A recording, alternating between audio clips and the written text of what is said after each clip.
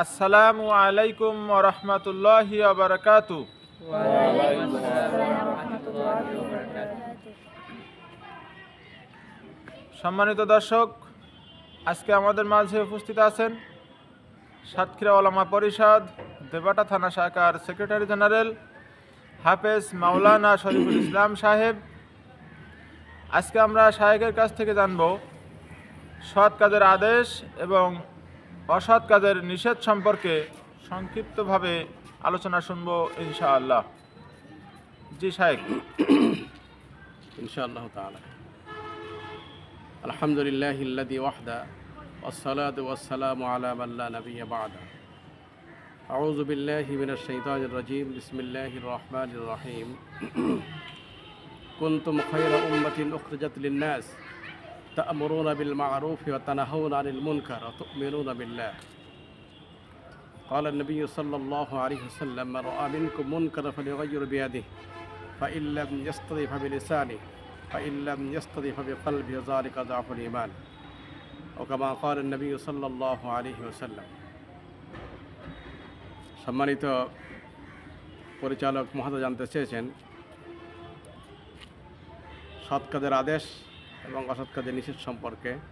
জি, এটা এমন একটি মূলনীতি যেটা বিশ্ব শান্তি প্রতিষ্ঠায় স্বর্ণ অক্ষরে লিখে রাখার মতন একটি মূলনীতি এটা। জি,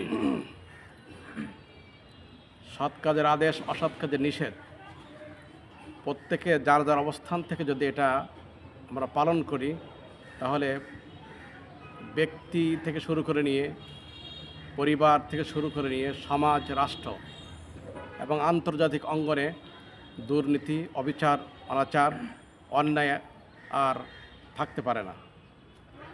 এটা হচ্ছে ঠিক। এমন একটি মূলনীতি। এই কাজটি যার যার অবস্থান থেকে আদায় করলে, পালন করলে বিশ্ব শান্তি প্রতিষ্ঠায় সুউজ্জ্বল ভূমিকা রাখবে এই মূলনীতি।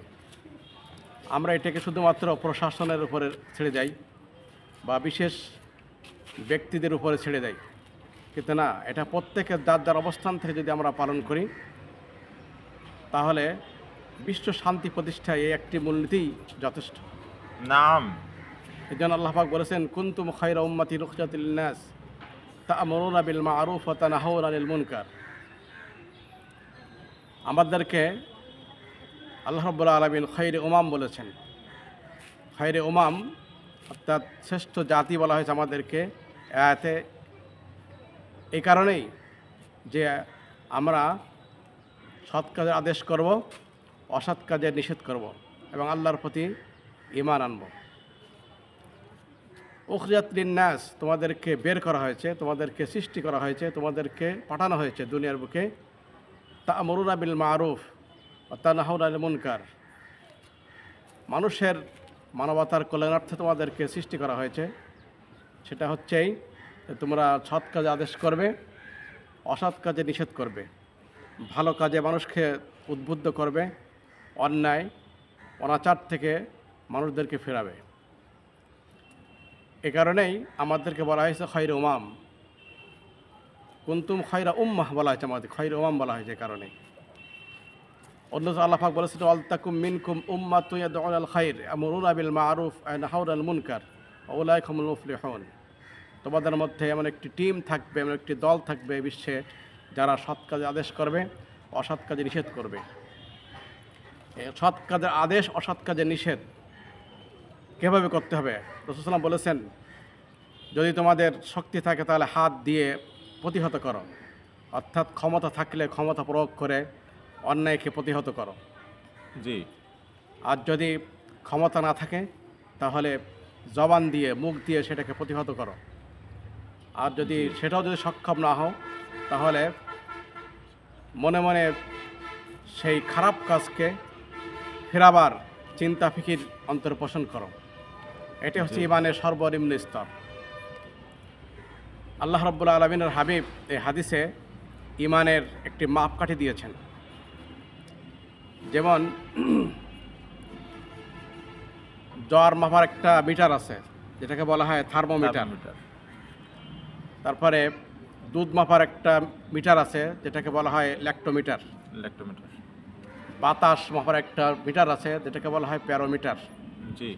ঠিক ইমান মাপের একটি মিটার হচ্ছে এই হাদিস। শক্তি থাকলে অন্যায় কাজকে শক্তি দিয়ে বাধা দাও, শক্তি প্রয়োগ করে। আর যদি শক্তি প্রয়োগ করতে না পারো, দুর্বল হও ইমানের ব্যাপারে, ফার্স্ট ক্লাস না হলে দ্বিতীয় শ্রেণীতে অন্তর্ভুক্ত হও, অর্থাৎ মুখ দিয়ে প্রতিবাদ করে সেটাকে ফেরাবার চেষ্টা করো। এটাও যদি সম্ভব না হয় তাহলে তৃতীয় প্রকার যে ইমানের স্তর, সেটা হচ্ছে সেটাকে প্রতিহত করার মনে মনে ফিকির এবং পরিকল্পনা করা। এটাও যদি না থাকে তাহলে তার ইমানের ব্যাপারে সন্দিহান, তার ইমান থাকে না। জি। কারণ ইমানের তিনটি স্তর, শক্তি থাকলে হাত দিয়ে, না থাকলে মুখ দিয়ে, না থাকলে অন্তরে ঘৃণা। ঘৃণা নয়, অন্তঃসের প্রতিহত ইগাইয়ির মারা মিনকুম মুনকারার ফলে ইগাইয়ির, পরিবর্তন করতে করার কথা বলা হয়েছে।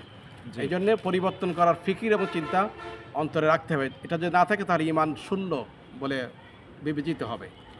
জি। আল্লাহ রাব্বুল আলামিন আমাদের সকলকে ইমানের এই তৃতীয় শ্রেণীর ভিতরে, প্রথম দ্বিতীয় তৃতীয় শ্রেণীর মধ্যে আমাদেরকে আল্লাহ পাক থাকার তৌফিক দান করেন। বিশেষ করে আমরা চেষ্টা করব আমরা যেন ইমানের প্রথম স্তরে ফার্স্ট ক্লাস ইমানদারদের কাতারে সামিল হতে পারি, অর্থাৎ শক্তি দিয়ে বাধা প্রয়োগ করতে পারি।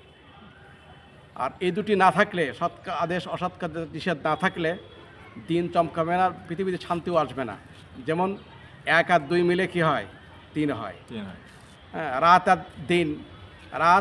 আর দিন দুটো মিলেই কি হয়? দিন, সপ্তাহ, মাস, বছর হয়। নেগেটিভ আর পজিটিভ না হলে কিন্তু কি হয় না? আলো জ্বলে না, কোনো কিছু চলে না। ঠিক তেমনি সৎ আদেশ অসৎ কাজে নিষেধ, এই দুটি পাশাপাশি না রাখলে বিশ্ব শান্তি প্রতিষ্ঠা ব্যাহত হবে। আল্লাহ রাব্বুল আলামিন আমাদের সকলকে এই দুটি জায়গায়, সৎ কাজে আদেশ অসৎ কাজে নিষেধ, এই দুটি সমানে প্রত্যেকে যার যার অবস্থান থেকে আমাদেরকে পালন করার তৌফিক আল্লাহ আমাদেরকে দান করুক। ইমানের এই স্তরগুলোর ভিতরে আল্লাহ আমাদেরকে সকলকে থাকা তৌফিক দান করুক। আমিন। আমা তৌফিক ইল্লা বিল্লাহ, আলাইহি তাওয়াক্কালতু ওয়া ইলাইহি উনীব। আসসালামু আলাইকুম ওয়া রাহমাতুল্লাহি তাআলা ওয়া বারাকাতুহু। ওয়া আলাইকুমুস সালাম ওয়া রাহমাতুল্লাহি ওয়া বারাকাতুহু। জাযাকাল্লাহু খাইর।